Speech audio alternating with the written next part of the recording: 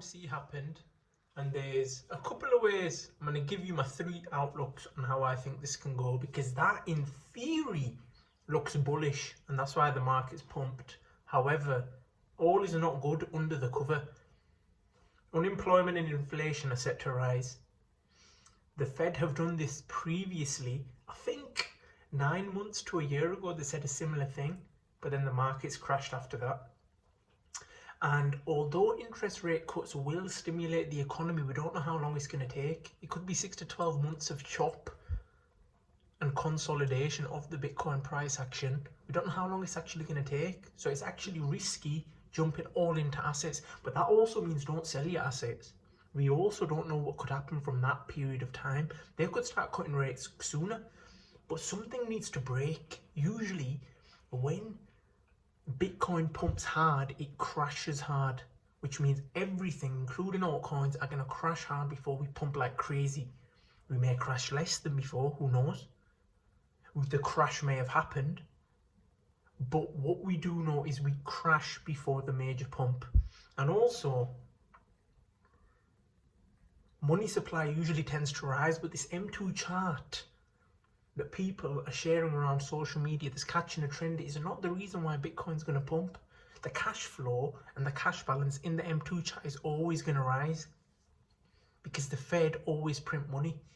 It's not about the Fed printing money, it's about the bank balance sheets and the amount of money which can be bought into assets and Bitcoin, things of that nature.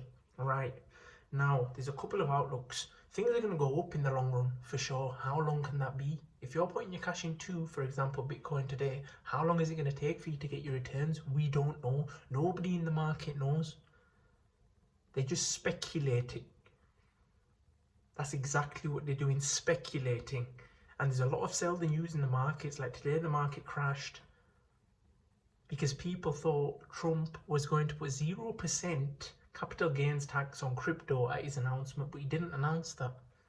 He was just talking about Bitcoin, and the things he was saying is actually kind of crazy. To see the US president talking about things and crypto like that is actually madness. It's mad how far crypto has come, I'm going to be honest.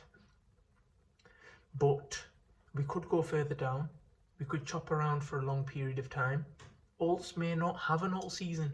Who knows? It might just be Bitcoin. And that is the most painful trade. That'll hurt the most market participants.